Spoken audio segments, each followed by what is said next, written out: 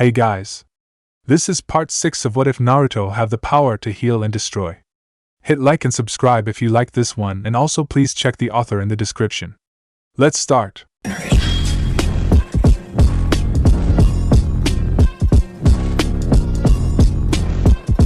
Chapter 29, Arm of an Angry God. Wet footsteps echoed in the semi-flooded hallway.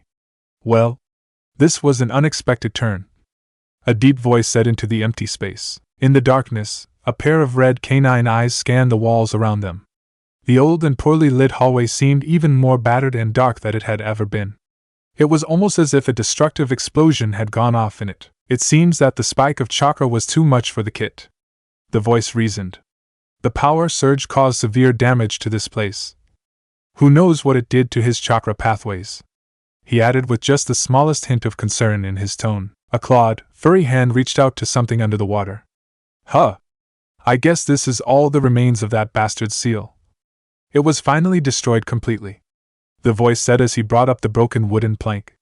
Not that I can do anything with that anymore. Kyubi commented as he continued to look at what remained of his former jail. This particular part of Naruto's psyche seemed to have received the brunt of the backlash caused by the forceful introduction of the fox's chakra into the young human's pathways, and was thrown so deep into his consciousness that Kyubi could no longer sense him, or the world outside. Okay, Kit, you're on your own for a while, the Bijou said, wishing that his host would hear him. Try not to get yourself killed again. He added, weakly. The raven-haired genin opened his eyes and looked at the other leaf shinobi. Naruto. He was barely able to mutter. It's over. The blonde stated. It's over now. The Uzumaki said wearily as he pulled his fist out of the rock. Sasuke continued to look at his teammate, and struggling to remain conscious. Suddenly, the Uchiha's eyes widened as he pushed his body forward. Look out! He exclaimed before pushing Naruto out of the way. The spiky-haired teen was caught by surprise, and all he could do was watch in horror as Sasuke was impaled by a barrage of bone-like projectiles that was meant for him. Sasuke! Naruto shouted in disbelief before catching his teammate as he fell back. My. This simply will not do. A vaguely familiar voice reached the Jinchuriki's ear, causing him to look up at its source. On the other side of the lake, an older shinobi with gray hair and glasses stood watching the two-leaf genin with a smirk on his face. I can have Sasuke-kun dying on me right now, so could you please hand him over to me, Naruto-kun? After all, it is your fault that he is so gravely wounded since that attack was meant for you, he stated. The blonde gritted his teeth. Kabuto. The Sharingan user spat out. Glaring at the sound shinobi from across the lake, the boy noticed the loose bandages wrapped around Kabuto's left arm. Naruto's eyes widened as he saw bones sticking out of the missing nin's forearm. Noticing what the blonde was looking at, Kabuto's smirk widened. Oh? You noticed, didn't you? He said, raising his left arm. I take it you met Kimimaro early, so you must know about his bloodline limit. Orochimaru and I both agree that it would have been a shame for it to die with him, so we performed a couple of experiments with his blood, the gray-haired man said as he willed the sprouting bones to continuously change in size. I managed to isolate the part of the Kage DNA that controls this ability, and I'm currently testing on how to integrate it to others. So far it is only localized to my arm and... The bespectacled man suddenly started laughing. I'm sorry, I didn't mean to ramble on. I'm just particularly proud of this accomplishment. All that Kabuto's words accomplished was intensifying Naruto's glare. Anyways, back to the matter at hand. The gray-haired man suddenly started again. As you can see, Sasuke-kun is in a very precarious situation. However, what you may not know is that I am a pretty accomplished medic and I could save his life if you simply hand him over and walk away. He offered with a kind smile. I even promise not to attack you as you make your way back to the village. The smile widened. Naruto tightened his hold on his friend. I'll never let you, or that bastard Orochimaru, take Sasuke, he stated. So you would rather let your teammate die? Kabuto countered in amusement. Carefully laying the raven-haired teen's body on the ground, the Uzumaki stood up and glared at the older ninja. No, I will just beat you again and take Sasuke back before it gets to that, the spiky-haired boy stated firmly. A short laugh escaped the sound at the boy's words, however a hint of bitterness could be heard in it. I would not wager Sasuke-kun's life on another lucky shot if I were you, he commented. Naruto simply continued to glare as he prepared himself to attack. Unfortunately, the moment he took a step forward, Naruto felt as if his body had suddenly become 1,000 times heavier and it took all of his strength not to fall on his knees at that very moment. What? The blonde blurted out in surprise before he could help himself. The Leaf Genin's predicament did not go unnoticed by the gray-haired man. It seems that today's exhausting events have finally caught up to you, Naruto-kun. Ignoring the taunts, the Jinchuriki tried to recompose himself. What? What's going on? It's as if all my chakra was gone. The boy's mind raged. Did Kyuubi's chakra? Did the transformation cause this? Burn me out? He wondered, casually scratching the back of his head. The smirk returned to Kabuto's face. Done already, Naruto-kun? Can I take Sasuke-kun with me now? The missing nin mocked, brining his eyes up to send a glare at his opponent. The Sharingan user straightened his body. I guess I have no other option, Naruto commented as he tore his right sleeve off to reveal his summoning tattoo. Smearing some of his blood over it, the blonde performed the necessary hand seals. Namake's Kuchios not jutsu, he called out. The next second, the entry valley was engulfed in a blinding light. Immediately, Kabuto brought his arm up to protect his eyes from the light. The young man could feel an immense heat emanating from the blonde's direction, and he could hear the churning of arcs of lightning striking all around him. After several seconds, the light finally started to die. Putting his arm back down, Yakushi Kabuto's eyes widened at the sight that greeted them. From across the lake, it would seem as if the right side of Naruto's body was completely covered in electricity. But upon closer look it could be seen that the lightning was originating by the artifact in his hand. The young man's right hand was closed lightly around the body of large, ornate spear made out of a lustrous, navy-colored metal with a wide, curved, dark blade up front and golden markings running along the entire body, ending on a large crimson chain with a smaller blade at the end coiling around the blonde as if it were a tail. Kabuto made no attempts to hide neither his amazement nor curiosity. Tenkai no Ryuga, the bespectacled shinobi said in wonderment, a weapon that emanates its own chakra. So many legends and myths about it. The blade that sealed the skies, forged out of dragon blood and bones, a raging storm taking corporeal form. It was believed that the spear was lost along with the Namake's clan after the Yondaime died. Realization suddenly dawned on the gray-haired man's face. So that's it. You're the fourth brat. Well, that answers so many of the questions I had about you, Naruto-kun. As a response to his opponent's words, Naruto trained the blade of his spear at him. Along with the second Hokage's Raijin sword and Uchiha Madara's war fan, Ryuga is one of the most prominent weapons associated with the hidden leaf. I would love to have a chance to examine it. The Sound Nin commented.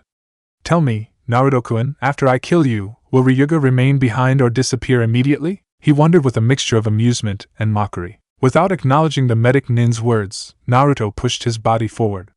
Immediately, the lightning around the spear increased to the point that it hid the blonde's body completely, making it seem as if he were a bolt of lightning racing across the water at its target. Swiftly, Kabuto jumped out of the way a second before the ground where he had been standing on exploded in a blast of lightning chakra. Turning around in midair, the gray-haired man pointed his transformed arm at the cloud of dust that had risen and unleashed a barrage of bone projectiles towards its center. Out of the dust, Ryuga's chain shot out, seemingly moving on its own to quickly intercept all of the incoming bones. I see. The medic nin started as he landed back on the ground.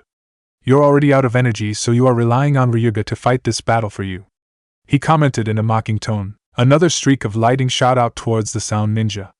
Kabuto barely had time to dodge it and land back down before he was forced to jump again as a third attack followed suit.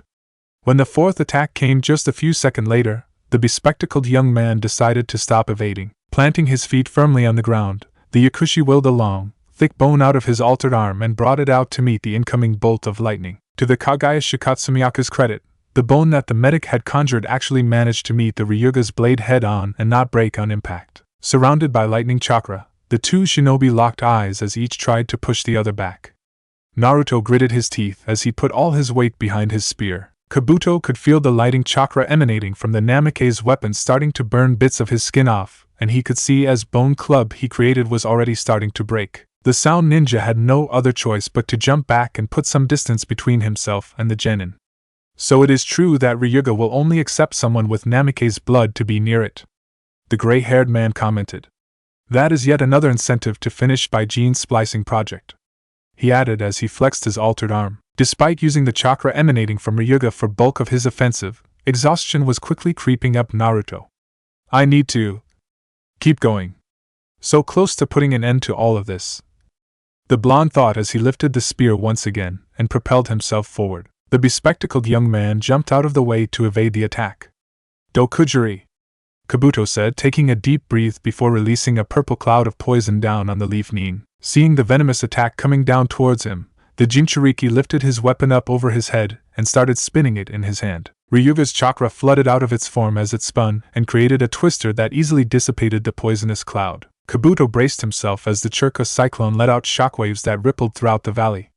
This is starting to get out of hand, the young man commented before starting to make hand seals at a heightened speed. Suryuden no Jutsus, he called out before the lake suddenly erupted and a large water dragon emerged from its depth. The water behemoth let out a powerful roar as it thrashed around on top of the lake until it positioned himself between its creator and his opponent before charging towards the spiky-haired boy. Jarg! Naruto let a strong roar of his own before swinging Ryuga at the incoming attack. A powerful streak of lightning chakra shot out of the spear's blade as a wave that met the liquid dragon head-on.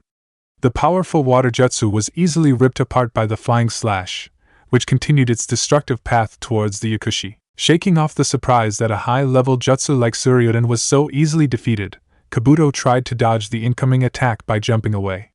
Unfortunately for the medic nin, he was not quickly enough to fully evade the attack, and some of the electricity managed to make contact with the right side of his body. As soon as he landed on the ground, Kabuto started applying some of his medical jutsu to the searing wounds that the last strike had caused, but he barely had a few seconds to numb some of the pain when another lightning-charged assault from the Uzumaki came down towards him. This time, the Odo shinobi managed to move away in time to properly evade the attack.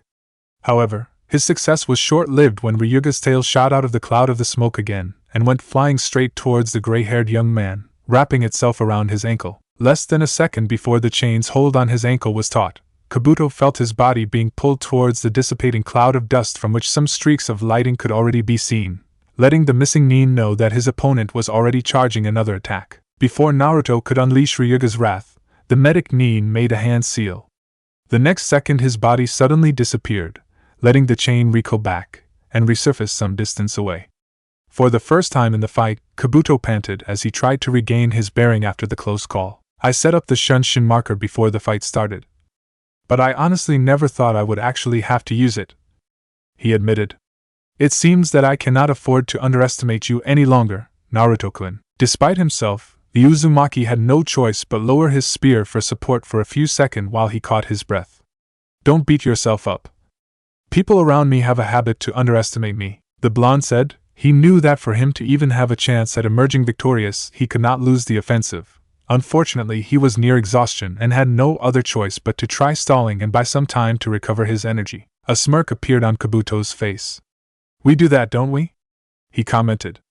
I remember right before the Chunin exam started, I passed Orochimaru-sama my report on Sasuke-kun and all the people around him. At that time I had you classified as a minor annoyance, that even with the nine-tailed fox sealed inside you, there was no way for you to interfere with the plan of recruiting Sasuke-kun. The leaf genin let out a short laugh.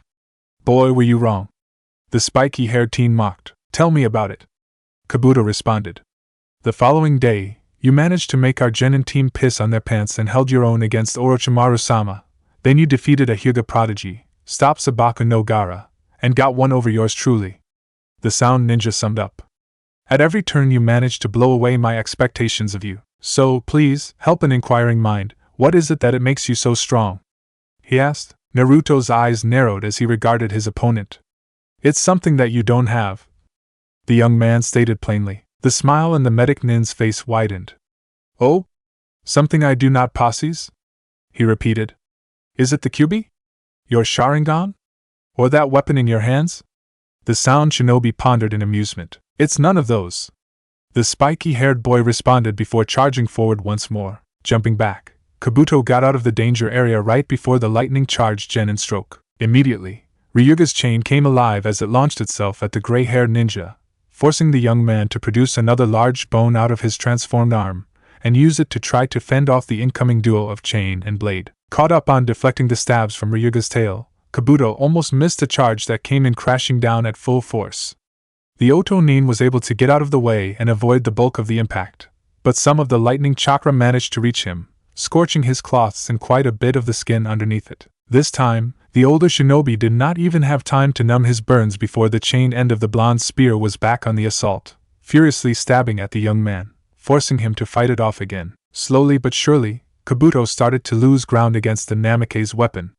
Even creating a second bone sword did little against the lightning-charged strikes, and soon the medic Nin was backed against the wall at the end of the valley. Predicting what was coming next, the Oto Nin used the wall behind him to jump out of the way of the attack that followed a second later.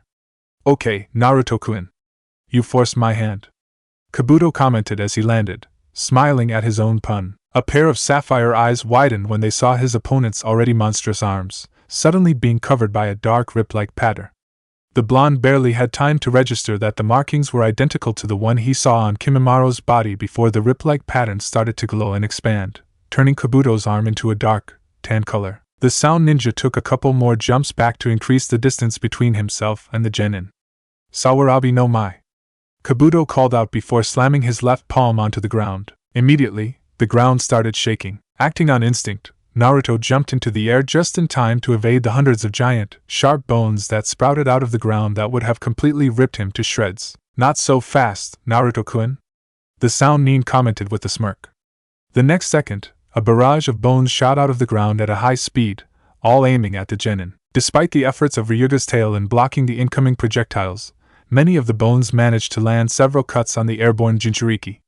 "There's no other way out," Naruto murmured to himself at realizing how helpless his situation was. Trying to block out of the pain inflicted on him by the ongoing barrage, the spiky-haired boy placed both hands on his spear and pumped his remaining chakra into it. Suddenly, electricity covered the entire chain and its movements became a lot faster, deflection all of the incoming projectiles, before it shot down and started circling around the gray-haired ninja. Before Kabuto could even react to his opponent's latest strategy, the older ninja started to feel a numbing sensation spreading through his body. Looking at the circling chain, the medic's eyes widened in astonishment as he figured out what was happening. "The lightning chakra from the chain. It's affecting my nervous system," he exclaimed in surprise, finding that it was already difficult to move his body. "Erasure no Kago." The sudden words caused the bespectacled man to look up in the air. Naruto was right over him with the Namake's weapon trained straight down. "It's over, Kabuto," the younger ninja stated before he was completely covered by electricity and shot downwards. Restricted by the chain's effect, Kabuto could only look up helplessly as he was struck down by lightning. The blinding impact sounded like a dragon's roar that echoed far past the valley. Dust and the occasional arc of electricity followed the immediate wake of the thunderous assault, and at the middle of it all, Naruto could not even see anything past his own nose. Eventually, the rubble started to settle, allowing the blonde to regain his vision. Looking down, the genin let out a weary breath at the sight of Kabuto's lifeless body at his feet, Ryuga's blade impaled on the missing nin's chest. "It's finally oh." The young man stopped at Might's sentence when something caught his eye. Suddenly, all physical traits started to disappear from Kabuto's body until all that was left behind was a human-sized mud doll. The surprised genin immediately removed his weapon from the earth figure. Unfortunately, this only caused his eyes to widen even more since the crack left behind on the figure revealed an explosive tag hidden inside. The spiky-haired teen did not even have a second to react before the mud clone exploded. Naruto's body was sent flying away like rag doll, skipping on the ground as he landed harshly. "I have to hand to you, Naruto-kun," the blonde heard as he struggled to get back up. "That was a really nice try. I sensed no hesitation as you delivered the killing blow," Kabuto added as he emerged from underneath the earth just a few feet away from the Uzumaki. Damn you," the genin spat out as he used Ryuga to help himself get back on his feet. Suddenly, an intense, searing pain shot through the leaf nin's body. Looking down at his hands, Naruto saw the weapon's chakra sparking wildly. "No. Not now.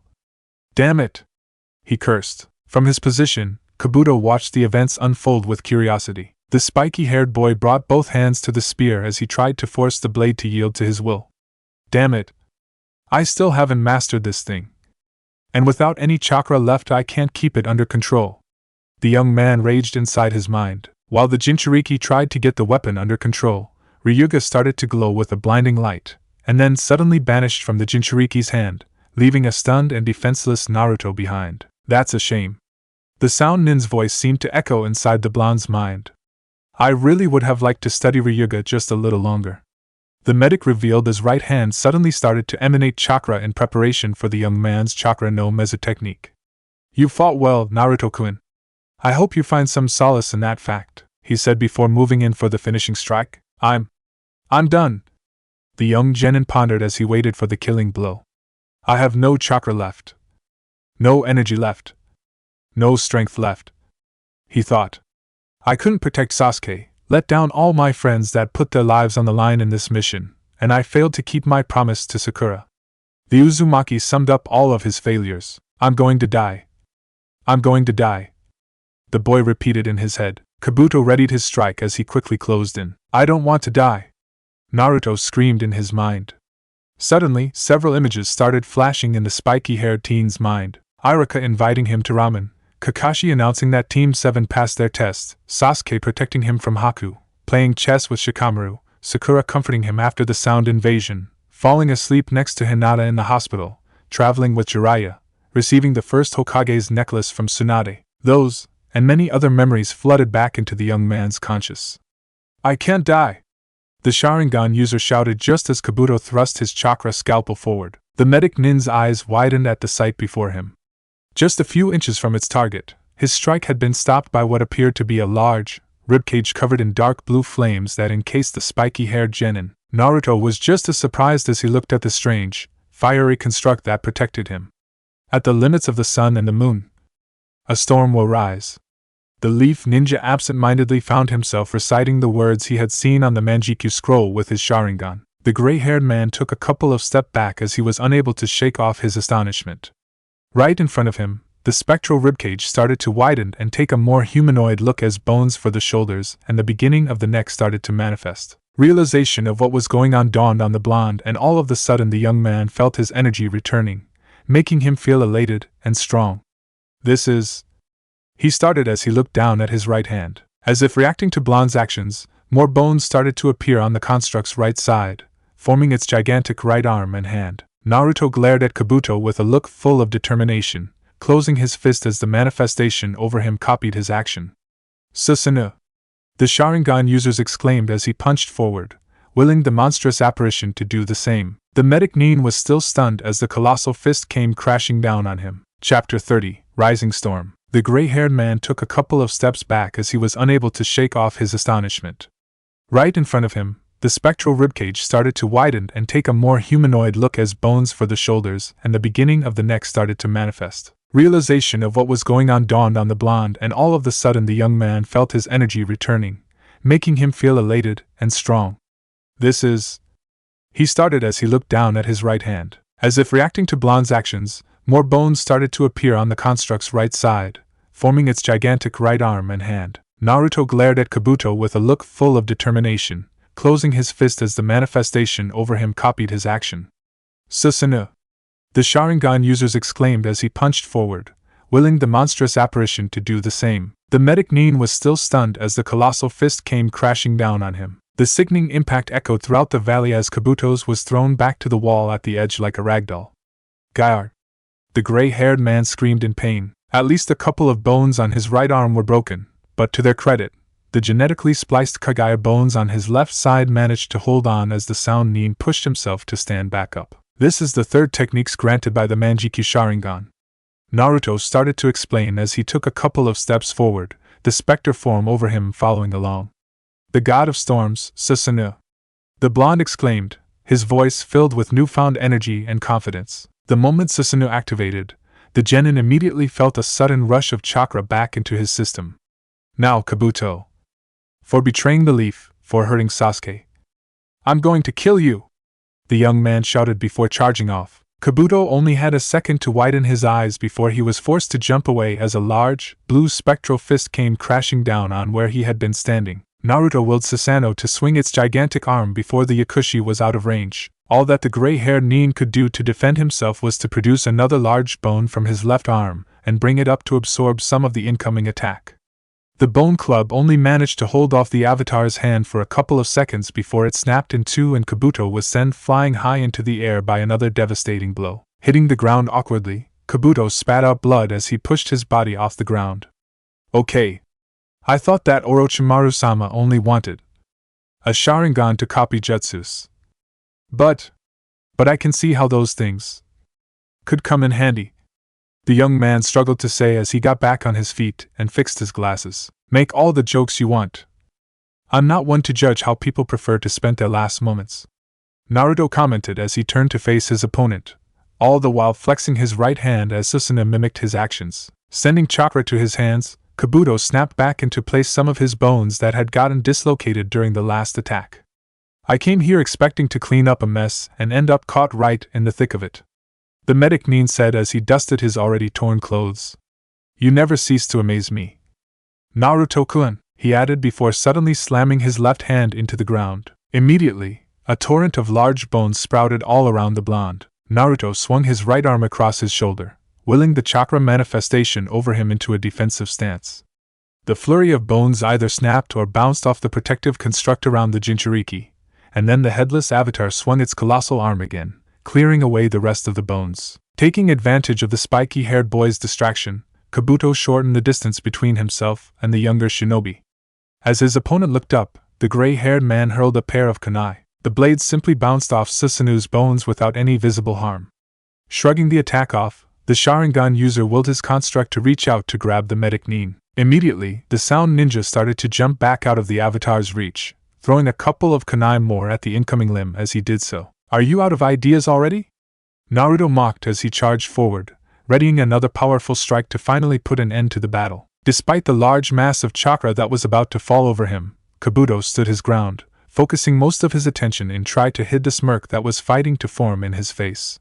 Once the young genin was within range, the medic threw 3 kunai at him. Just like the other blades, the metal tools simply bounced off Susanoo's ribcage as if they were nothing. Unaware, Naruto willed the spectral hand forward. Garg! The Jinchuriki let out a powerful roar as the giant closed in on the traitor. Suddenly, less than a foot short of Kabuto, Susanoo's fist came to an abrupt halt. The Leaf Nin's eyes widened in shock. What? He exclaimed as he tried to will the Churka construct to move.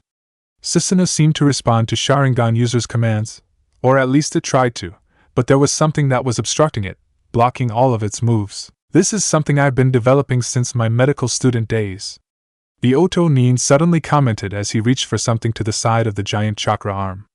Hanui Fuin, he added before seemingly flicking the empty air. Instantly, hundreds of threads became visible around the blonde and his chakra avatar as they vibrated from the flick. The fine strands originated from the kunai that the Medic Nin had been throwing and encased Susanoo, preventing the spiky-haired boy from willing it to move. What the hell is going on? Naruto growled through grinning teeth. The boy had just seen Susanoo's strength, so he could not begin to comprehend how a couple of threads could stop it. As if sensing what was on the blonde's mind, Kabuto smiled. You can pull against them all you want, Naruto-kun, but I doubt that even your little guardian here will be able to break these threads, he informed. I have spent years preparing them for an extreme event. Not only did the kunai attach themselves to the ground where they land with a special seal, the threads themselves have been reinforced to be as tough as steel, and prepare so that they attach themselves to any chakra source. Careful not to touch the cables and be caught in his own trap, the gray-haired Nin put his hand on Susanoo's still outstretched fist. And you have to admit that this is a pretty big target. Naruto continued to grit his teeth. He briefly considered canceling Susanoo, but thought better of it since not only would the threads simply encase him directly instead, but he also had no clue if he could call forth the dojutsu again. The blonde was left with no option but to try to push against Kabuto's trap and try to break free. A small chuckle escaped the Yakushi as he watched his opponent's helpless attempts to free himself. It's useless, Naruto-kun, he commented while directing his transformed arm at the young genin, a sharp bone poke out of his palm. You lost, Kabuto said. Looking at the Leaf Nin right in the eye, the young man prepared to shoot a bone stake and finally put an end to his spiky-haired headache. However, before the projectile could be launched, Naruto let out a primal roar and the chakra around Susanoo suddenly spiked. Outside of the trap and free from the threads, Susanoo's left arm materialized. Kabuto did not even have time to reposition his modified arm in defense before the newly created colossal fist was swung in his direction. With a deafening crash, Susanoo's fist made impact with its target, raising a large cloud of dust and sending Kabuto flying back as if he were a rag doll. The force of the punch was so strong that Medic Nin's body skipped on the ground several times before finally hitting the far-off edge of the valley. Quickly, Naruto willed his avatar's free arm to remove the threads that bound him, disarming the trap. Looking up, The spiky-haired boy saw that his opponent was only now getting back to his feet, the latest attack having visibly weakened him. Kabuto! The blonde roared before dashing towards his opponent. Before the sound shinobi could fully recover, the leaf genin and his chakra construct were already upon him. This is for my friends! Naruto shouted before delivering a massive right hook with Susanoo's fist. For my teammate! He added as Susanoo threw a powerful uppercut with its left fist. And for all the sick stuff you and Orochimaru had planned for the future. Susanoo swiped the barely conscious gray-haired man with its right hand, throwing him viciously to the side. Willing the Avatar's fist to close, the Jinchuriki lunged himself after his enemy. Die, Kabuto! He exclaimed as he readied his final blow. Suddenly, Naruto saw as if the entire world in front of him started to shake, and, the next second, everything went dark. When his sight returned, Naruto found himself on the ground just a couple of feet away from Kabuto. What is going on? The genin struggled to say from the ground as he found it impossible to stand back up. Susanoo and the rest of his chakra had suddenly disappeared, leaving the blonde's body feeling as if it weighed as much as an entire mountain. What happened? Everything felt numb and heavy for the young man once again as he struggled to remain conscious. Whatever chakra high Susanoo's awakening caused had now run out, leaving the boy even weaker than before. Kabuto forced his body up and glanced at the struggling genin in front of him. With great effort, the medic limped towards his opponent. Finally run out of energy, you bastard! The older shinobi bitterly pointed out as he stood before the fallen blonde. All humor had long since left Kabuto's voice, leaving behind a mixture of exhaustion and anger. There was no longer any victory possible for the gray-haired man. What he had suffered in the Valley of the End had been nothing short than humiliation. This was no longer part of the plan. The plan had been thrown out, stomped on, set on fire, and scattered by the wind the moment the strange chakra construct appeared over the spiky-haired boy. Only by sheer luck did the sound Nin manage not to pummel by Susanoo. Another large, sharp bone was produced by the medic's left palm and the rest of his body protested because of it. Kabuto did not even know how he was going to take Sasuke back to Orochimaru's lair with him since most of his bones have been either broken or completely shattered. The only reason why he was even standing was thanks to all the experimental drugs he had introduced into his body. However, none of that mattered at present time, because the only thing Kabuto cared about at the moment was finally put an end to Uzumaki Naruto's pathetic, miserable, and incredibly frustrating existence. Just die already. The missing Nin said as he used the last remnants of his strength to drive the large bone stake towards the helpless genin. The sound of blood splattering on the ground echoed eerily through the valley. It took a couple of seconds for the pain to finally register. Gyarg! Kabuto screamed in pain as his right hand shot towards his left arm, only to find nothing there beyond his elbow. Looking down at himself, the gray-haired man saw his feet standing on a pool of his own blood and his genetically modified left arm lying a couple of feet away from him still holding the stake. What? The young man tried to comprehend what had just happened. All that the medic had seen when he was driving the stake towards the blonde was gray blur passing so quickly in front of him that he barely registered at the time. Looking to the side where the blur had gone to, Kabuto's eyes widened as he saw a new arrival straightening up from a crouched position with his back to the sound and leaf ninjas. Who are you? He asked in a mixture of surprise and anger as he clutched what remained of his left arm. The newcomer looked back over his shoulder. He looked about a year or two younger than Kabuto, with gray, almost pale blue, hair that reached just past his shoulders, equally pale eyes, and almost sickly white skin clad on a tattered white shirt and dark pants. The Yakushi could not help but think he reminded him of someone else. Yakushi Kabuto, your mission is over, and you have failed. The pale teenager said with a surprisingly grave voice. I am Masamune Shirogane, and I was sent here to make sure that Orochimaru's plans do not come into fruition today, he declared as he finally turned around, revealing a hidden rock headband with the village insignia scratched with an X hanging around his neck. The sound Nin's eye widened. Masamune from Iwagakure? He questioned before something clicked in his mind. That was the clan formed by those who branched off the Kagaya during the Warring State era. The former Leaf Nin pointed out. It was supposed to have been wiped out during the Third Shinobi War. He added, for in answer to the Oto ninja's words, Shirogane simply brought his right hand up to the side. Kabuto's eye widened once again as something emerged out of the pale teen's palm. Unlike the bones Kimimaro, and Kabuto himself, could sprout, Shirogane's was smooth, thin, sharp, and metallic. So, it was true, Kabuto said, more to himself than to anyone else. During their travels after branching off, the Kagaya's bloodline limit mutated, the young man realized. Kaiokakatsumiyaku.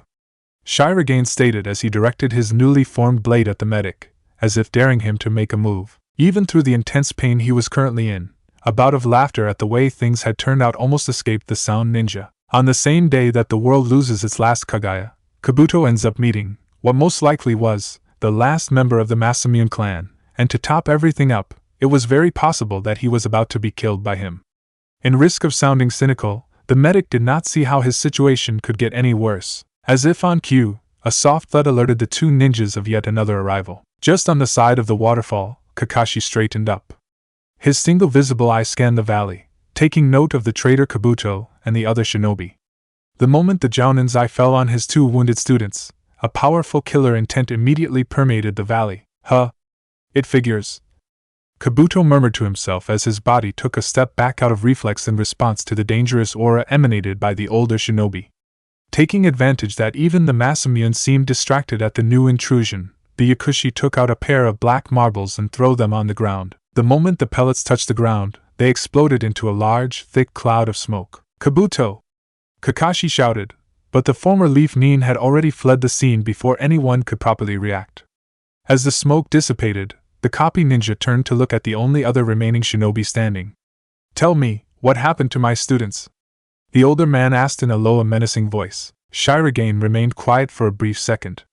"I can assure you, Hatake Kakashi, that I did not harm Uzumaki Naruto or Uchiha Sasuke," he firmly stated, narrowing his eyes as if to challenge the Jounin to contradict him.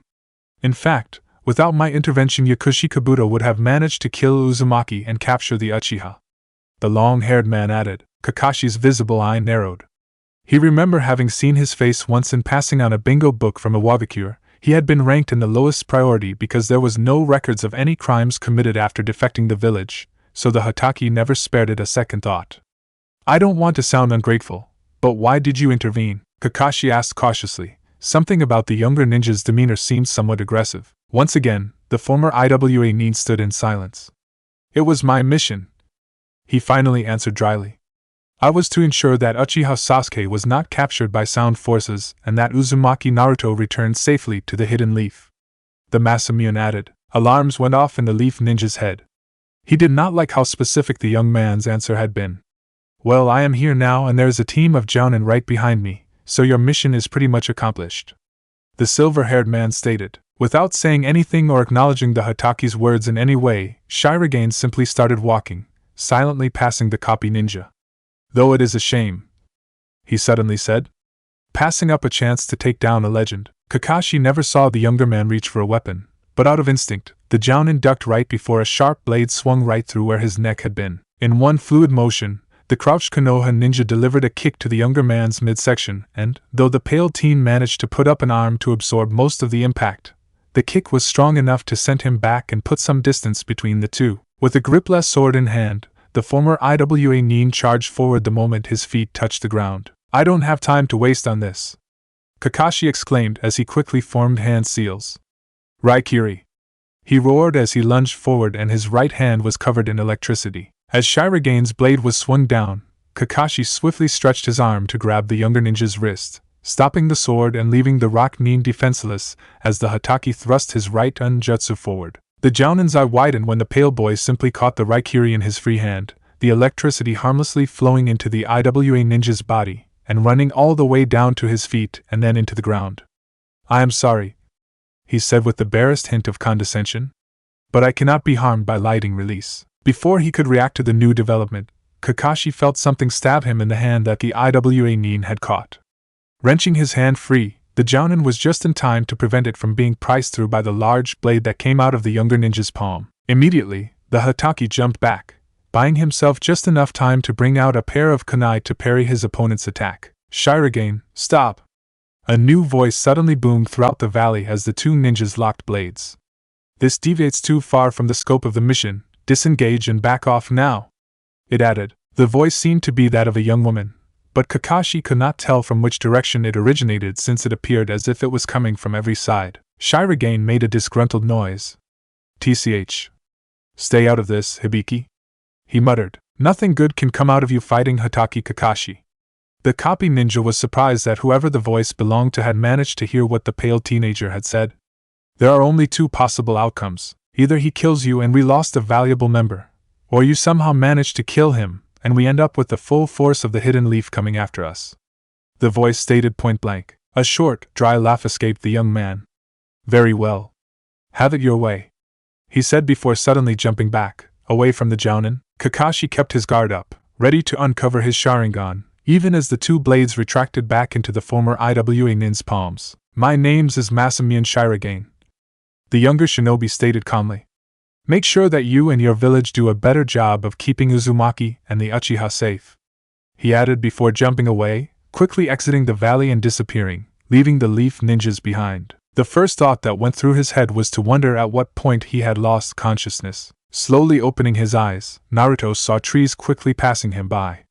His body was still so numb that the blonde had not realized that he was being moved. Are you okay, Naruto? Kakashi's voice suddenly reached the genin. The spiky-haired boy did not have enough strength to turn his head and look at the man that was carrying him on his back. Sensei, he muttered. Sasuke? The boy struggled to ask. Jumping from branch to branch, the silver-haired ninja moved towards Konoha as fast as he could without further injuring his student. Don't worry, Guy is taking him to the village, the copy ninja revealed. He is a lot faster than me, so I wouldn't be surprised if they're already there, he added. They continue along the tree branches in silence for a few moments. And the others? Naruto managed to ask. Gaara took them back to the village, the Jounin answered. They are critical, but the medics would have gotten to them on time. The younger Nin let out a sigh of relief at hearing that his friend were getting help. Now that the weight on his mind was somewhat alleviated, the genin felt unconsciousness trying to overwhelm him again. Naruto. Kakashi voice snapped the boy out of his stupor. I know that a lot of time has passed. That I have left pass. Since the incident, the man started to say. I know that I am solely to blame for what happened to you. And that instead of owning up to it and try to make things right, I ran away like a coward. The spiky-haired boy remained quiet, but his eyes were wide open with no hint of fatigue in them. As I am right now, I could not even face my teacher, my teammates, and much less you, the copy ninja added. I let all of you down, and nothing I can ever do could make up for all the pain that I caused you. But I'm still going to try, he firmly stated. For their memory and for you, I will try to make things right again. So let me start by saying, I am sorry, Naruto. Silence overtook the two leaf ninjas once again. For a couple of minutes the only sounds heard were the Jounin's foot as he jumped off the branches and the rustle of leaves that it caused. Sapphire eyes quietly watched the leaves pass by in a green blur. Slowly, Naruto lifted his head off his teacher's shoulder. You're late, the boy simply said before settling his head back down and letting unconsciousness slowly seep in once more. Kakashi's visible eye widened at the blonde's words. For a moment dread almost overtook the Jounin at the idea that he could not gain his student's forgiveness, but then, something about the spiky-haired boy's tone made him rethink the meaning behind it. A short laugh almost escaped the silver-haired man. As soon as Tsunade had informed him about the situation, the Jounin immediately set off after his students, not even bothering to wait for anyone else that the Hokage would have sent to accompany him. He had traveled as fast as he could and then pushed his body even further in hope to reach the kids on time. For the first time since Obito's death, Hatake Kakashi had a valid reason for his tardiness. I'm sorry. I don't have an excuse for being late this time. Naruto managed to hear his teacher's words before sleep finally took him. Chapter 31. Where you must return to. Never before in his life Naruto had considered that a person's eyelids could be as heavy as his felt right now. Maybe it had to do with the fact that he was currently lying on what had to be the world's softest bed, or that for once the room he was in smelled clean unlike his unkempt apartment, or maybe because he had used all of his chakra fighting a S-rank criminal while trying to save his friend. Either or. Remembering everything that had happened, the blonde felt all weariness leave him and his eyes snapped open. Blinded by the sudden intrusion of light, the spiky-haired boy tried to sit up, but his whole body immediately protested against it. Take it easy. You're in no shape to stand up yet. A vaguely familiar voice was heard from somewhere in the white void that surrounded the young man. As his eyes became used to the light, Naruto was able to see the person sitting at the side of his bed. You're Gaara's sister, he said, forcing his eyes to focus on the girl's face. Temari. he added once he was able to zero in on the kunoichi's face. What are you doing here? A scoff escaped the young woman. Don't flatter yourself, I was drafted into staying, she responded. Gaara had to leave and he didn't want you to be left alone, with your friends going back and forth between your room and the others. Well, let's you say that Kankuro was faster in excusing himself, she added with just the faintest hint on condescension. Ignoring the small jab at his expenses, Naruto tried to sit up again. Sasuke and the others. Are they alright? The spiky-haired boy hurriedly asked. I told you not get up, Temari said as she was forced to push the other blonde back down onto his bed. Your friends are alright, calm down, she said, trying to get the younger ninja to calm down. The Hyuga is still under observation, but they already said the worst has already passed, she added. Naruto finally relaxed and let his head rest back down. How long have I been out? Seeing that the boy was not trying to do something stupid anymore, Temari was able to lean back on her chair. It's been 3 days since the whole debacle, she informed the other blonde. The Inuzuka has already regained consciousness, while the Uchiha and the Nara have been in and out since yesterday. The kunoichi added. Gaara had made it perfectly clear that he wanted her to stay up to date on the status of the other leaf nin for when Naruto finally awoke. The Jinchuriki let out a sigh of relief. There have been several times during the mission when the Uzumaki feared that not all of them would make it back. The young man had to watch his friends fall one by one, and he himself had to stare death in the face. But now, after all their efforts, it was finally over. The young man let out yet another sigh. Thanks, the Sharingan user finally said. Now, tell me about how you're using this whole situation as an excuse because you can't stop thinking about that kiss, Naruto said, retaliating at the shot that the Sand Kunoichi had taken at him earlier. A blush immediately spread on Temari's face as she struggled to find words to counter the spiky-haired boy's claim. Naruto! A shout was heard before the Suna ninja could compose herself. Looking at the door, the pair of blondes saw as Sakura and Hinata hurried into the room. Naruto, you're awake! The pink-haired repeated as she rushed at her teammate's bedside and threw herself over his body, wrapping her arms around his neck. You idiot!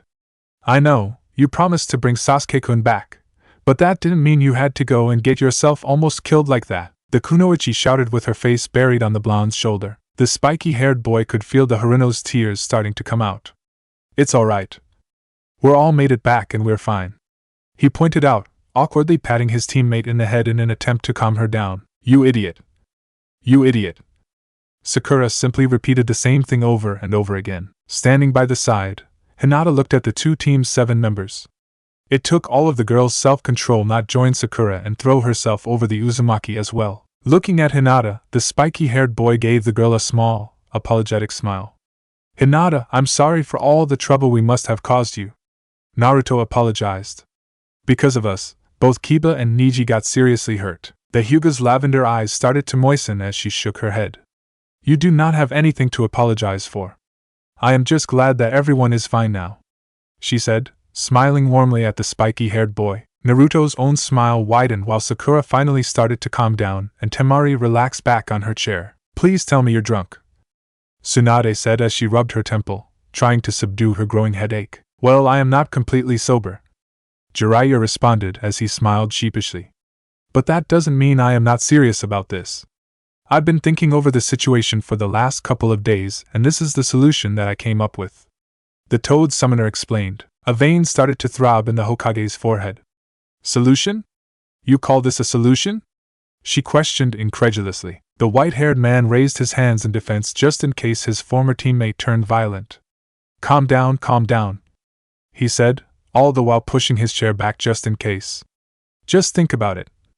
With all that just happened, this is best course of action. The Godane took a couple of deep breaths in her attempts to relax. Is because I'm considering the situation that I do not believe that what you want to do is a wise idea, she said slowly. With the threat of the Akatsuki group and Kakashi's report of this IWA missing nin, we have to be very cautious in our decisions regarding those two. Leaning a bit forward, Jiraiya's eyes became serious. Give me a little more credit, Tsunade-chan. Don't you think I had already taken those facts under consideration? The legendary ninja said. Akatsuki has seemingly gone off radar. And I'm not saying that they're trying to be secretive, that's their modus operandi, but no, this is different. They disappeared as if they had never existed. Not quite sure what their reasons are, but they're clearly playing the waiting game right now. The Sanin's eyes narrowed. I'm not going to lie. I'm planning to use this chance to dig up more information about them. Tsunade's eyes matched her former teammates. And what of the other factor? She asked. Well, we don't have too much to go on with that, Jiraiya admitted. All we have is that they're most likely a group, with Masamune Shirogane of the Wagakure and a girl that could manipulate her voice somehow, and that they're interested in both boys. The white-haired man listed what he had read from Kakashi's report. I will check with my hidden rock sources since that's the best lead we have, but in all honesty, I'm not too worried about them right now. One of the Hokage's eyebrows rose as a response to the man's words. A sigh escaped the Toad Summoner. If they wanted to take him, they couldn't have asked for a better opportunity than what just happened. He started to explain.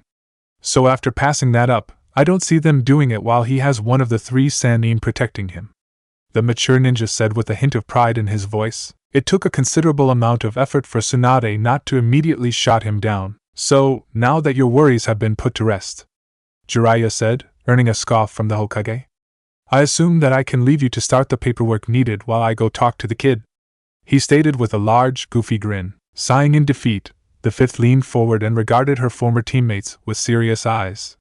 Tell me the truth, Jiraiya, what is this all about? It was the white-haired man's turn to sigh. Come on. Don't make me spell it out, he protested, but when the kunoichi's glare intensified he had no other option but to continue.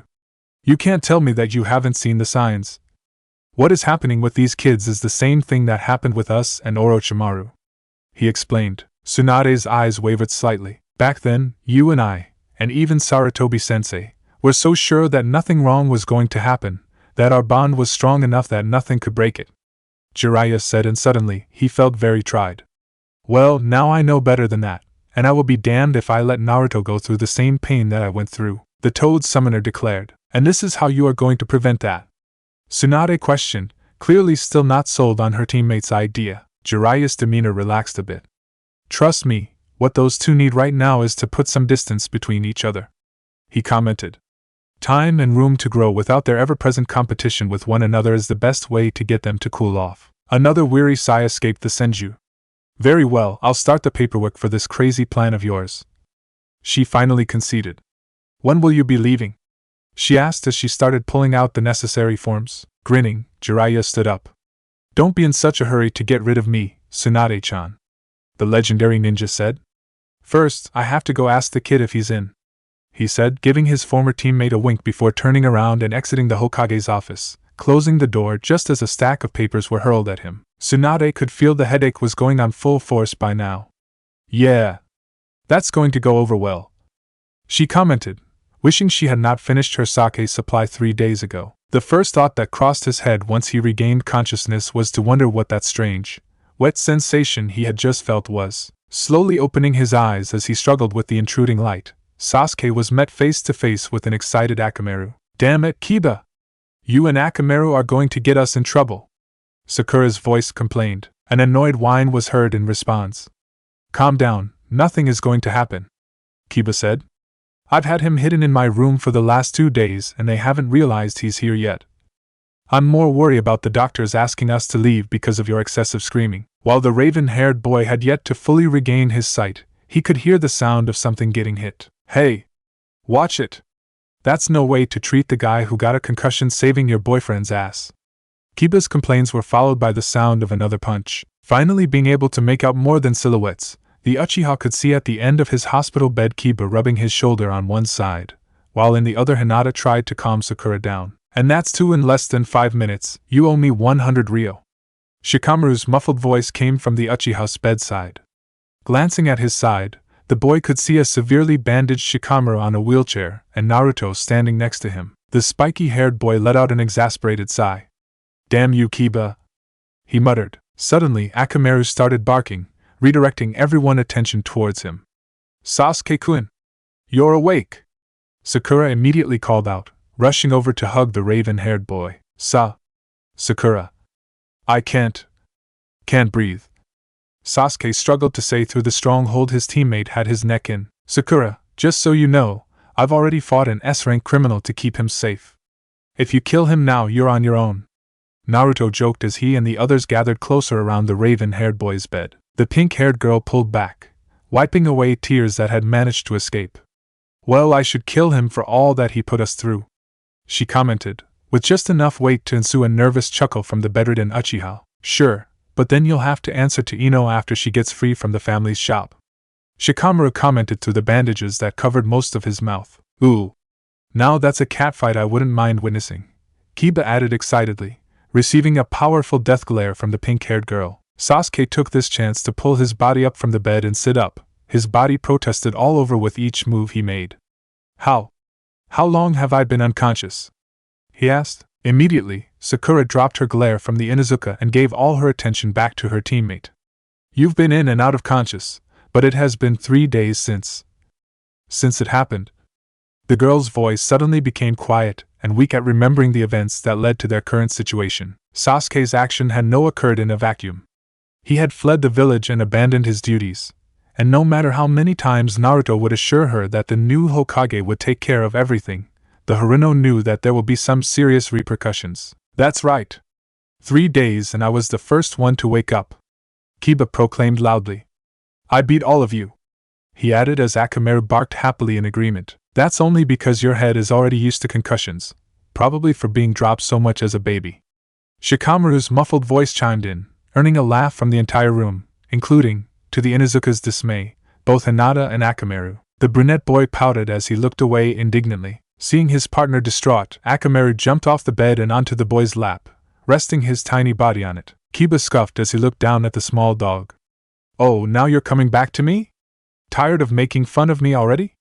He questioned. Do not take it out on Akamaru, Kiba-kun, Hinata said, offering the boy a kind smile that brought a bit of color to his cheeks. Yeah, especially for someone that everyone does, Naruto added, causing another series of chuckles to sound off in the room. A growl escaped the Inuzuka.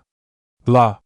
I can wait for Niji to wake up so that we can all just forget the last couple of days, he sourly commented. Sakura let out a deep breath, and she took a seat next to bed.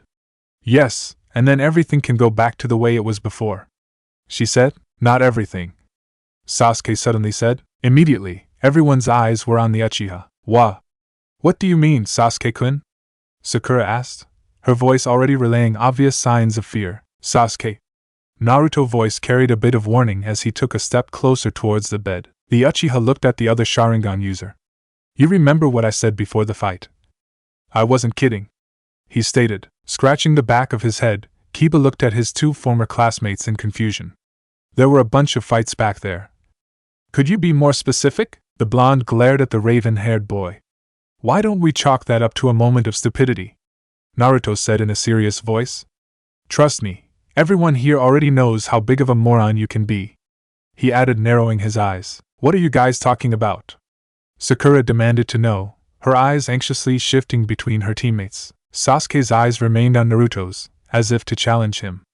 Before Naruto and I fought, I said that if I lost and was brought back to the village, I would quit being a shinobi. And I did lose. There was a collective gasp of shock in the room. You too fought? Shikamaru questioned. A growl escaped the spiky-haired blonde. Yeah, that was a little detail no one else needed to know, the genin said through his teeth. Sasuke finally looked down, realizing that Naruto had not told the others all that had happened towards the end of the incident, and not wanting to see the grief-stricken look in Sakura's face. It doesn't matter, the raven-haired boy said. As I told you back then, as soon as I am discharged from the hospital I will go to the Shinobi Affairs office to request a discharge. It is the least I can do after all. Smack! The Uchiha's words were cut off by the deafening sound of a slap that echoed in the room. For several seconds Sasuke had problems understating what had happened as he found his head turned to the side and a stinging feeling spreading from his cheek. You infuriating bastard! Sakura screamed, her palm red from its contact with her teammate's cheek. After everything that you did, everything you put us through, you don't get to simply walk away, she declared, staring down at a stunned Sasuke while everyone else in the room watched in a similar state. Do you even realize the real consequence of your little stunt? Do you understand that Naruto and the others risked their life for your sake? The kunoichi continued to berate the now cowering Uchiha. Outside the room, a couple of nurses and some of the other patients were peeking in, curious as to what all the commotion was. No, you never even took the time to consider any of those things, Sakura answered for her teammate.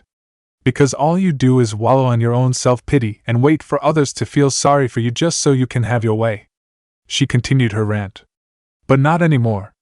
This time, I'll tell you what you are going to do. You are going to apologize to everyone right now for being a whiny, self-centered jackass, or so help me God, I'm going to take that pretty little head of yours and shove it so far into the ground we will all be drowning by the time you finally dig it out. Do you understand? The girl exclaimed as she pressed hard on the Uchiha's forehead with her finger. In his bewildered stated, all that Sasuke could do in response was nod numbly. I am sorry. Everyone. He struggled to say, reluctantly looking at the other leaf ninjas before his eyes returned to the Harinos, seeking approval. Silent reigned over the room for the new couple of minutes, as no one present dared to say a word. Those who had witnessed the pink-haired Kunoichi's rant simply continued to look back and forth between her and the still shocked Uchiha. Okay, I'll say what everyone else is thinking, Shikamaru finally said from behind his bandages. That was pretty hot, he said in his muffled voice. Immediately, everyone's eyes moved to the Nara, giving the Chunin different looks, surprise from Naruto and Kiba, embarrassed from Hinata, fear-filled from Sasuke, and disgusted from Sakura. I agree with Mummy Boy. An upbeat voice was suddenly heard in the room, causing everyone's attention to shift towards the doors. Kiba almost fell out of his seat as his eyes widened. You're Jiraiya, one of the legendary Sannin. The brunette shouted in disbelief. Jiraiya's grin widened. The one and only, he declared and thrust his open palm forward in one of his many signature poses. A weary sigh escaped Naruto. What do you want, Ero Sennin? He asked. The white-haired man gave his young student a pouting look. Is this the way you treat someone who just wants to check in on how his hurt little student is doing after such a dangerous mission? He asked, when you say it in such a creepy way. Yes, it is. The blonde answered as he rolled his eyes. A gasp escaped the Inuzuka. How can you talk to a legend like? He asked, looking at his former classmate in bewilderment. Now this one I like. Jiraiya commented, causing Kiba to blush slightly, which earned a short giggle from Hinata. Actually, I do have another reason for coming here. I'm going on a little research trip, and of course by little I mean an extended mission outside of the village, he revealed, getting everyone's undivided attention, and I was thinking that I might like some company during it. Naruto let out another sigh knowing what was coming next. Jiraiya's smile widened mischievously, and his eye glinted the same way they did during one of his pranks back when he was a kid. So, how about it, Sasuke-kun? Everyone in the room had the exact same response to the Sannin's words. What? Is not fair. There was a bark of agreement. It's just not fair. A low growl escaped Ino. For Kami's sake, Kiba, would you stop saying that? It's been over a week already. Get over it. The Yamanaka exclaimed, finally losing her cool. But it's not fair. Smack. Hey. That hurt. Kiba whined as he rubbed the back of his head. I've been serious here. I need someone to explain to me how Sasuke throws a hissy fit and runs away from the village, but instead of being punished he gets rewarded by being trained by one of the Sannin. The boy exclaimed. Everybody present let out an exasperated sigh. That's it. Tomorrow I'm running away. The brunette finally declared. Go ahead. Shikamaru chimed in. I bet not even Akamaru goes out to look for you, he commented, causing another bark of agreement from the small white dog. Partner? Kiba cried out in disbelief as the whole group laughed. The rookie 9 and Team Guy stood by the village gate as they waited for Jiraiya to finish the last bit of paperwork required for Sasuke to accompany him. The majority of the bandages had been taken off Shikamaru, though most of his face was still covered, and Niji needed crutches to help him stand. You have everything you'll need, right? Sakura asked her raven-haired teammate. Yes, but I'm not sure why I'll need to bring a pair of earmuffs. The Uchiha responded. A scoff escaped Naruto. Trust me, they'll come in handy, he said with a knowing smirk. Sasuke shifted in place a bit. I'm still not sure about this. As much as it pains me to say it, I think Kiba is right. This is unfair, he commented. Tell me about it. Niji responded. I still need help going to the bathroom, he said with enough sarcasm not to make the situation awkward. Scratching the back of his head, Sasuke gave a sheepish smile. Once more, I'm sorry about that. I'm sorry about all the trouble I caused. The genin apologized again. Damn straight you are, Sakura commented with a smirk, earning another hesitant smile from the Uchiha. Why else do you think we're sending you so far away? Choji teasingly said. A soft thud announced Jiraiya's arrival right in the middle of the group. Well, it's done, he happily proclaimed. I had to give Tsunade-chan 3 of my best sake bottles, but I finally got her to finish the paperwork. The Toad Summoner explained. So, take care and don't do anything I wouldn't. Naruto let out a short laugh. So, except for trying to take over the village, I'm free to do anything I want? He mockingly asked. Smirking at the banter, Jiraiya responded. Taking over the village or getting engaged? The white-haired ninja said, giving his blonde student a wink. Anyways, Sasuke-kun, say your goodbyes. I'll be waiting for you outside. The Sannin said, walking away as he waved at the rest of the group. Sasuke nodded to his new teacher before turning to face his friends. I guess this is it, the boy said awkwardly. Reaching into one of his pockets, Naruto pulled out the Manjikyu scroll. Here.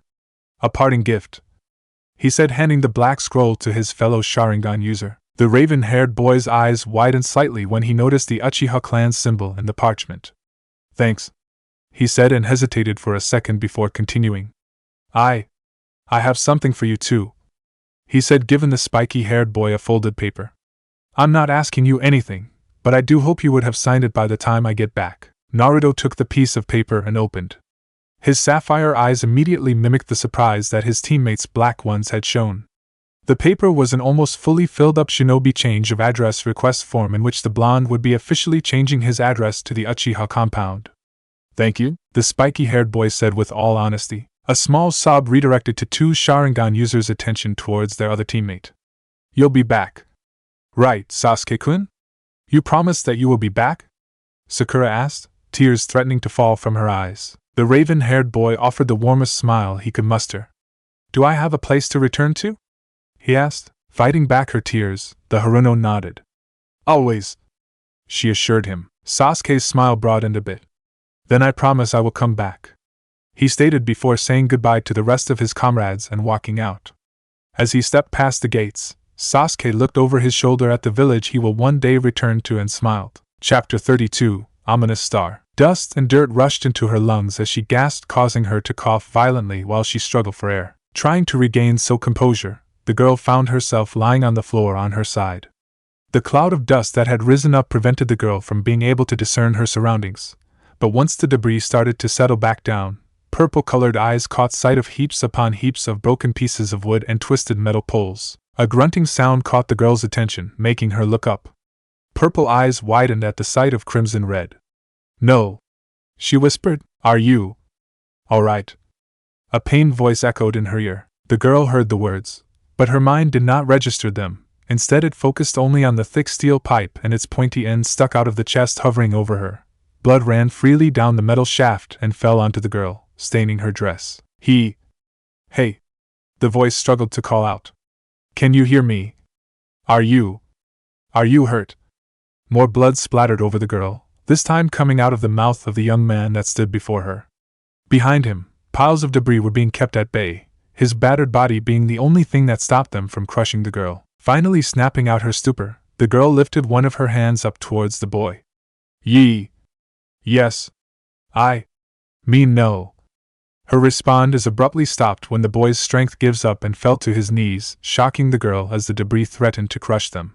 She immediately froze up again. Gritting his teeth, the boy forced his knees off the ground. You have to get out of here. Quick! He barked as more blood sprinkled down. Before I.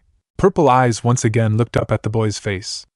The back of his head must have been busted open since streaks of blood were running through the spiky blonde hair and down his face, framing a pair of sapphire blue eyes. She had seen blood and gore before, far more than anyone would expect a girl in her position would, but something about this boy dying in front of her terrified her beyond belief and stunned the girl in her place. Angry noises came out of the blonde as he extended one of his hands.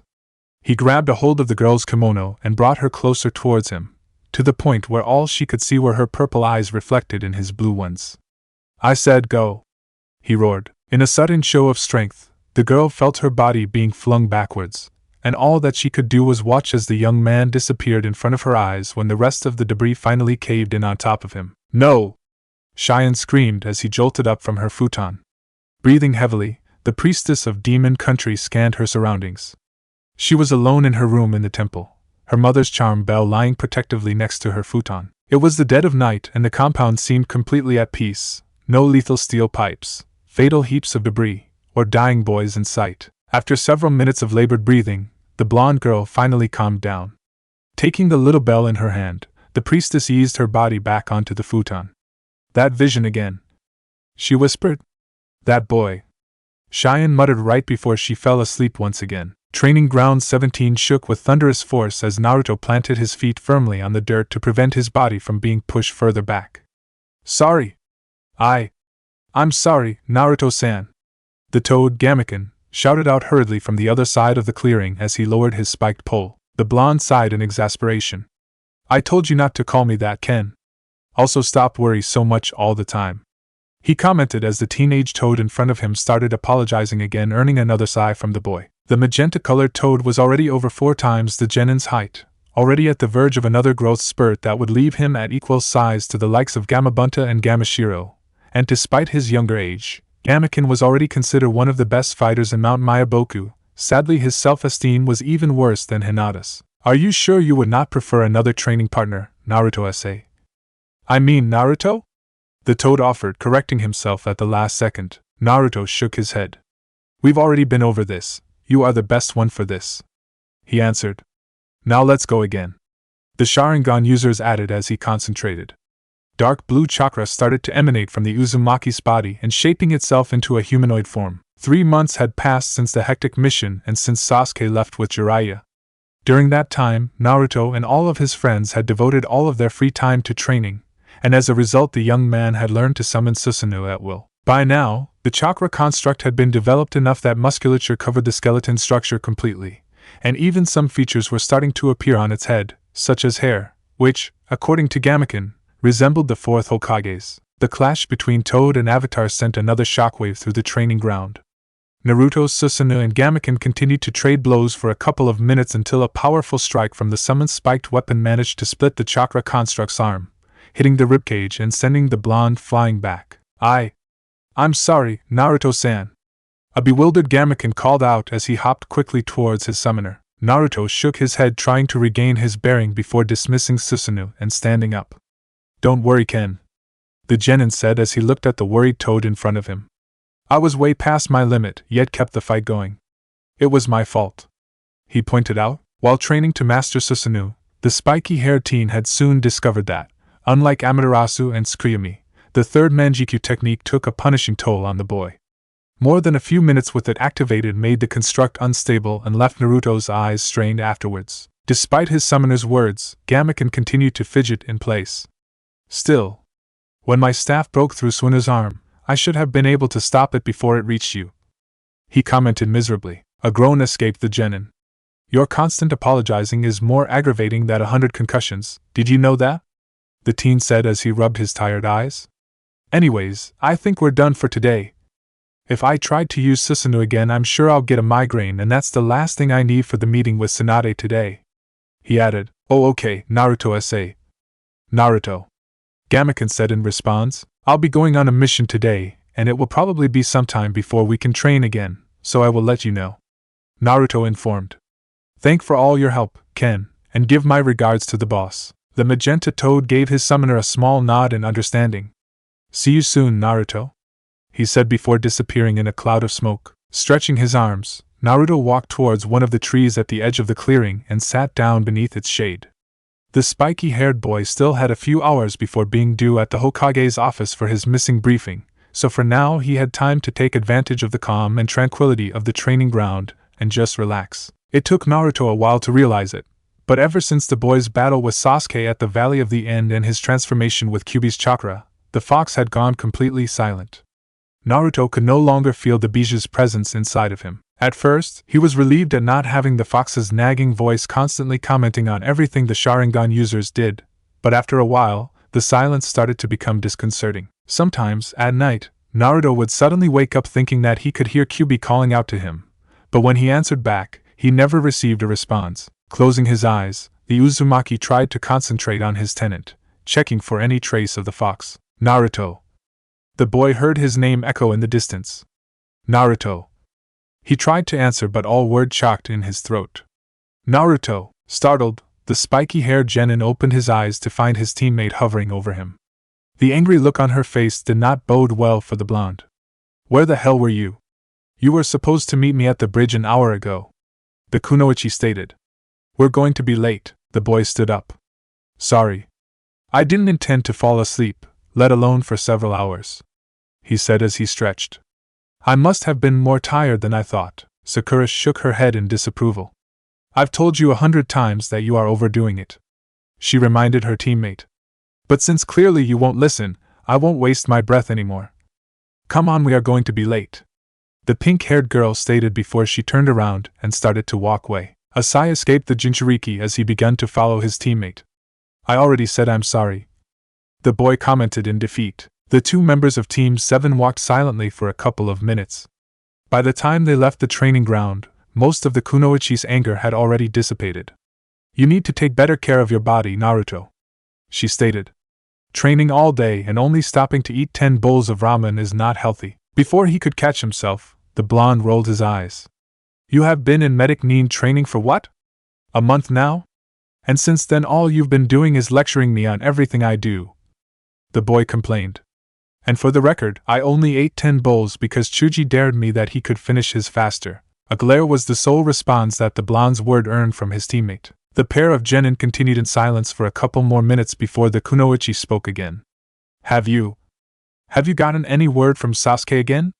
She asked almost timidly. About 3 weeks prior, when Naruto had summoned Gamaken for training, the blonde was surprised to find that the toad carried a letter from Sasuke addressed to him and Sakura. The letter was actually quite short. He was doing alright health-wise, and they were somewhere near Hidden Waterfall going towards the border with Earth Country. The rest of the letter was composed of Sasuke ranting about the fact that, aside from some basic drills, he had yet to see any kind of real training. The raven-haired boy complained that Jiraiya spent most of the previous 2 months hopping from brothels to cabaret bars to casinos as they made their way toward Earth Country, which led to the Uchiha spending several nights sitting by the door of such establishments as he waited for his new teacher to be done, or at the very least get kicked out. The fact they were in the middle of rain season did not help the boys' situation at all. In their response back, Sakura had given a detailed account of everything that had happened in the village and with all of their friends during the last 2 months, which was ultimately rebuilding and training respectively. As for the blonde's contribution to the letter, Naruto simply added an entire page, front and back, in which he laughed at Sasuke's predicament and, despite Sakura's disapproval, refused to change it. No, sorry, there wasn't a letter this time either, the Jinchuriki answered, receiving a sigh of disappointment from his teammate. But if you wanted to, I could ask Gamaken to pass another letter along to him next time, the spiky-haired boy offered. Sakura gave a long, thoughtful look. Yeah, maybe, she said quietly. As the two continued on their way towards the Hokage's office, Naruto's thoughts drifted back to the last couple of months. Lee and Niji fully recovered from their surgery and wounds respectively, and for the first time since they were put on the same team, the Ryuga went along with Lee's insane training regimen in order to make up for lost time. Soon after returning to their village, the Sand siblings had apparently been promoted to Chunin rank.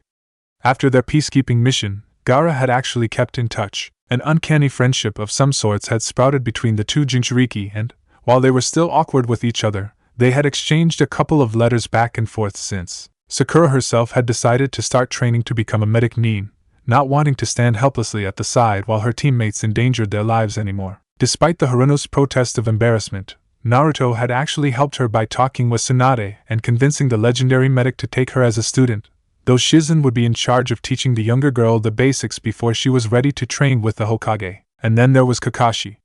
To say that their relationship was still strained at best would be like saying Kiba had a passing fondness for dogs. Despite the Jounin's apology on the way back from the Valley of the End and the repeat when the blonde got out of the hospital, the two Sharingan users were still uneasy in the presence of the other. Sakura tried to help by excusing herself from one of their missions, forcing the two to escort a caravan of merchants to the edge of Fire Country together. The mending process was slow, and at some point felt painful, but at least things seemed to be getting better. Kakashi had even offered to teach Naruto the Chidori and seemed genuinely saddened to learn that his spiky-haired student was not adept to use lightning chakra and thus would not be able to learn his signature technique. Though, on the other hand, the Hitoki was quite impressed that the genin had been able to modify the Chidori into a fire-release jutsu. They even joked a bit about Naruto teaching his teacher the Hyoku one of these days. As for himself, Naruto had dedicated almost all of his free time to training. After the Chidori debacle, Kakashi had taken to train the blonde in advanced chakra manipulation instead, an endeavor that would soon show fruit as Naruto learned how to use blaze release with the Amaterasu flames, letting the boy more control over the extremely potent, but dangerous, technique. Unfortunately, the Jinchuriki's success with his training did not include tapping into the chakra he had taken from Kyuubi. Whatever the fox did to him to transform his body during the fight with Sasuke after his teammate plunged a Chidori into his chest, the blonde was having problems replicating it. Just like the bijou itself, it seemed as if he was cut off from that as well. What do you think this mission is going to be?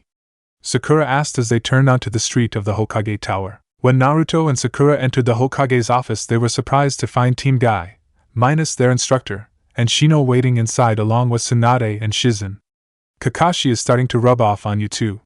You guys are late, the village leader stated as she glared at the two genin from her desk. The spiky-haired boy rolled his eyes. Feel free to stab me through the heart with a poisoned kunai if I start reading the Ika Ika books, Naruto stated before turning to look at the other genin. What are you guys doing here? The blonde asked, giving his friends a curious look. The reason for us being here should be obvious to you, Naruto. Shino answered in his own cryptic way. It is because we too will be participating in this mission, he added as he pushed his sunglasses back. Yosh! We all get to go together, isn't that exciting? And energetically exclaimed, almost jumping where he stood. Geez, Lee, calm down. Tenten berated her teammate, trying to hide her embarrassment. Tsunade cleared her throat to gain the younger ninja's attention. I have gathered you all here because both of your teams have been assigned a mission in Demon Country together. Since Uchiha Sasuke is currently away from the village, Aburame Shino has been temporarily assigned to Team 7. The Hokage started to explain, going through the official rundown of their assignment. Shyly raising her hand, Sakura requested permission to speak. Tsunade-sama? Where are Kakashi-sensei and Gai-sensei? The younger Kunoichi asked. They would not be accompanying you on this mission, Tsunade said matter-of-factly. It would just be the 6 of you. The revelation took the genin by surprise. We are going to a mission to another country without our jounin instructors, Tenten said, still not believing what she was hearing. A small laugh escaped Shizen. Usually, this type of task would be considered too much for kids, but you have to agree that you are a very peculiar group of young shinobi. I'm sure you will be alright on your own, the medic Nin stated with a smile. If I could continue, Tsunade cut in.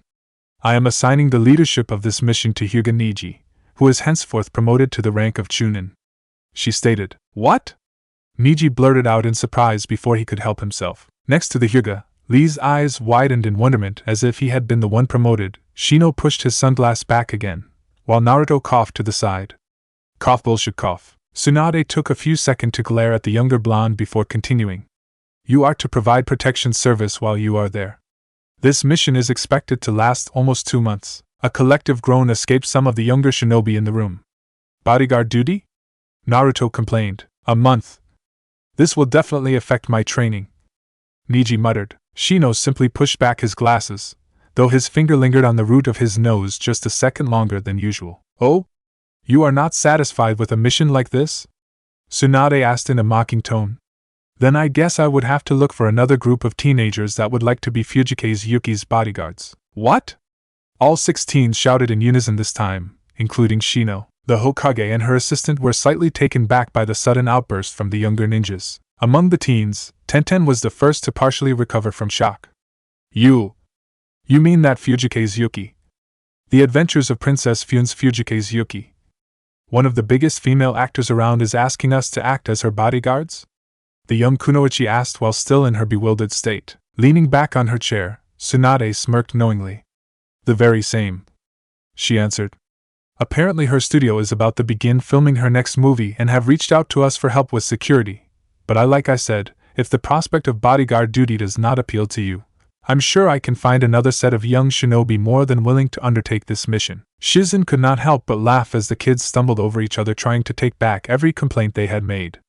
I think that they are in Shursho, she commented. Very well. The blonde woman started again as she began arranging the necessary paperwork. You will be setting out in 3 days. This contract is for 7 weeks, so make sure you make all the preparations required, the village leader explained. Excuse me, Hokage-sama. I have an inquiry. Shino's sullen voice cut in. Immediately, Naruto turned to glare at his former classmate. Shino, I swear to God, if you ruin this for me," the spiky-haired boy threatened, but was aptly ignored by the Abirame. "While I do understand that a famous celebrity like Fujike's Yuki requires professionals to see to her safety, it does appear abnormal to me that 2 ninja teams are being deployed on this mission," Shino revealed as he fixed his sunglasses in place. Tsunade regarded the brunette boy for a few seconds. "That is actually a good point," the blonde finally stated. "I'm sending 6 of you because the High Priestess of the Demon Country seems to be a big fan of Fujike's as well. It seems that the priestess stubbornly decided she wanted to attend the filming, so her safety will be among your duties." At those words, Naruto, Niji, and Shino instantly glanced at each other. The faintest shred of fear crept up on the young men. The spiky-haired boy's eyes moved towards his boss. "Meaning?" he hesitantly questioned. "Meaning that I will separate your squad in 2. One will be tasked with keeping Princess Fune safe, while the other will be in charge of looking out after Demon Country's little priestess." Watching her subordinate tense out brought an almost perverse smile to the Hokage's face. "But do not worry. The teams have been selected at random," she said as she handed them their deployment orders. "At random, my ass?" Naruto gritted to his teeth for the umpteenth time in the last 10 days as he glared at Niji and Shino from across the field and through all the set lights and cameras scattered around. The 2 boys and the 2 girls in their team were standing just a few feet away from where Fujike's Yuki was sitting as her assistant applied her makeup. A soft pat on the Jinchuriki's back took him out of his train of thought. "Oh, don't be sour, Naruto-kun," Lee said with a big smile on his face. "Protecting a high priestess is just as noble and youthful as guardian a famous movie star. Perhaps even more so," he cheerfully pointed out. The blonde simply stared at his friend for a couple of seconds. "Lee, we've been over this. There is nothing you can say that can help me right now, because your words do not get me any closer to Princess Fune," he said. "In fact, my problem is not that I'm not in Yuki's group, or that Niji and Shino are. My problem is that I'm stuck with her for the next month and some change," the Sharingan user exclaimed. In all true, according to Sakura, being Yuki's bodyguard was not all that it was cracked up to be. Apparently the celebrity was the personification of snobbish, demeaning and insulting everyone around her, from her assistant, to her manager, her producer, and even the shinobi assigned to keep her safe. Whatever fantasy the Haruno had about the movie star was shattered within the first few minutes of meeting her in person when Princess Fune revealed herself to be a genuine Bigch. However, as far as Naruto was concerned, as unpleasant as Fujike's Yuki may have turned out to be, when it came to spitefulness she was trumped by the Demon Country priestess, Shyan. Not only was Shyan as every bit of arrogant and demanding as Yuki, but the girl seemed to have a personal grudge against the spiky-haired Leaf Nin. During the entire week, the priestess had spent their time together glaring at him, insulting him at every turn, and complaining about his mere presence at her side. The priestess attendant, Tsuruho, had told Naruto and Lee that Shyan could be a little difficult to work with, but even he was taken aback by her treatment of the blonde genin, and her unwarranted hatred of him. It was as if the Uzumaki's every breath offended the blonde girl, and the very sight of him angered her to the very core, so in turn she would do the utmost possible to make her protector's life a living hell while in this mission. For starters, Shyan refused to use Naruto's name. Coming out of her, it was always you, Whiskers, Urchin Hair, or Naruto's personal favorite, Bastard with a stupid face. She would also ignore every precaution she was given if it came from the blonde boy, and she would go on a full-blown rant if they so much as brushed shoulders by accident. Yet, despite all that, the Sharingan users soon noticed that every time he left her line of sight for whatever reason, she would soon start searching for him frantically, just to insult him yet again the moment she found him. "There you are!" A shrill voice caught the blonde's attention right before Shyan came stomping towards him and Lee. "I've been looking everywhere for you too. I'm thirsty, so go and find me a soda," she ordered. Naruto could feel the veins in his forehead throbbing.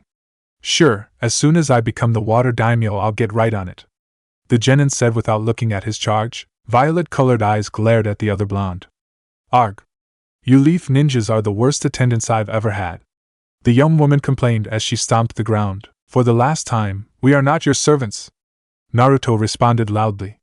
A small crowd from the production staff had already stopped working in order to look at the pair of blondes.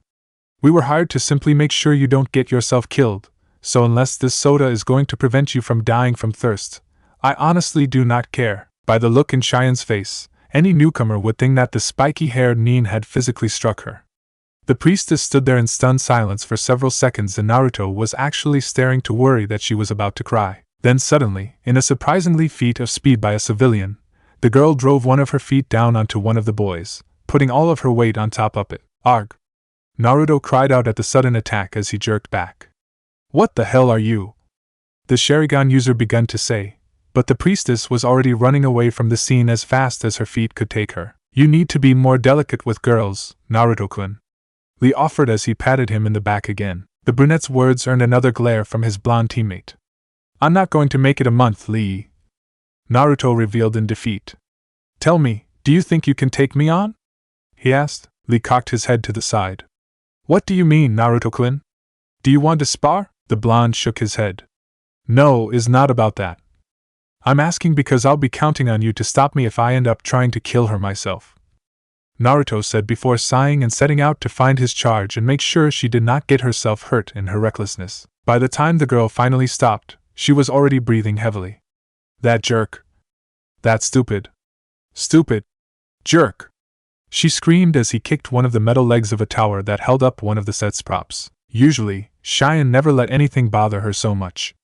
Despite her young age, she had already witnessed far more death than a typical shinobi. Thanks to her gift and curse, the priestess had already seen more people die than she dared to count. Her visions have shown her a lot of the horrors in the world and numbed her to the woes of human bereavement. She thought there was nothing left for her to see that would faze her, that is until she met the young leaf ninja, Uzumaki Naruto. Over the years, Shyan had grown used to her visions. She would see the death of someone in her close proximity, and then sooner rather than later that person would die in real life. With the blonde shinobi it had been different though. The vision of his death had come to her while she was sleeping and, unlike the one-off vision she had known until then, she had seen it every night since. For the past 4 months, she had seen Uzumaki Naruto die saving her. The girl had been ready to write the vision off as a recurring nightmare brought about on her after all the dead she had already witnessed. However, her plans were shattered the day she arrived at the filming site and was introduced to her security detail. To say that she took meeting Naruto badly would be a huge understatement. After learning to disassociate herself from the people she saw dying in her vision, she was now looking at someone who she had seen die almost over 100 times, and knowing that there was a ticking clock winding down on him was too much for the priestess. It doesn't help that he's such a jerk. Angry because he doesn't get to protect that stupid Yuki. Shyan muttered to herself before kicking the metal pipe again. The entire metallic and wooden structure started to groan. Shyan took an uneasy step back as she looked up in worry. The metallic construction seemed to slowly sway side to side before it suddenly started to lean forward, its shadow completely covering the young priestess as the tower collapsed on its support, and came thundering down on the girl. Shyan did not scream. After all that she had seen, she was not sure if you remember how. As the heaps of metal and wood came down on her, she simply did the only thing she could down. Crouch down, put her arms over her head, and wait for the worst. Pain never came, not that she was expecting any. Halfway through it, Shyan realized that this was it. This was her vision of Naruto's death, and she already knew the outcome. Are you alright? The words confirmed the girl's suspicions.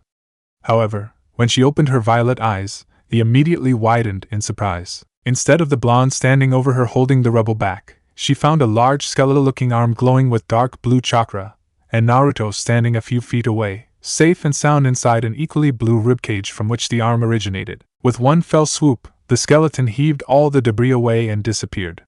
Geez, can you go 15 minutes without causing trouble? Naruto asked as he walked towards her. Are you hurt? He asked. Shyan stood in her place almost petrified. Her eyes fixed on the young shinobi. The young man gave the girl a confused look. What wrong? Are you alright? He asked again and reached out to the priestess' shoulder with one of his hands. Suddenly, Shyan felt a sense of panic overwhelm her. She could feel tears welling up in her eyes, and before the girl knew what she was doing, she pushed the other blonde back as hard as she could before turning around and bolting away again, leaving a dumbfounded Naruto in her wake. He's alive. He's alive. The vision was wrong. The girl continued to repeat in her mind as tears ran down her cheeks. He survived. The vision didn't come true. Her train of thought came to a screeching halt when the priestess felt a familiar sensation envelop her. Naruto struggled to stand in a snow-covered field. There was a weird metallic brace wrapped around his body that seemed to cause him a great deal of pain. Get out of here. Now. He barked as blood spat out of his mouth. The others are waiting. They'll get you to safety," he said as he took an uneasy step forward. Suddenly, the ground started to shake. A pair of long, dark figures sprouted out of the snow and started coiling in the air as a roaring sound echoed on the field. "Quickly go! He's coming!" Naruto shouted as the end of the two serpentine figures took the shape of dragon heads. "Run! Koyuki!" the boy exclaimed before the twin dragons set their sights on him. Shyan screamed. She did not know what she was saying, but the priestess shouted as loud as her lungs would let her just as a pair of jaws came down on the blonde ninja. Her vision ended just as sudden as it started, and Shyan was left standing in the middle of the outdoor filming set as the world seemed to be spinning around her. That last thing the young girl was able to register was the spiky-haired boy rushing in her direction, and a last tear fell down her cheek just before her entire world was swallowed in darkness.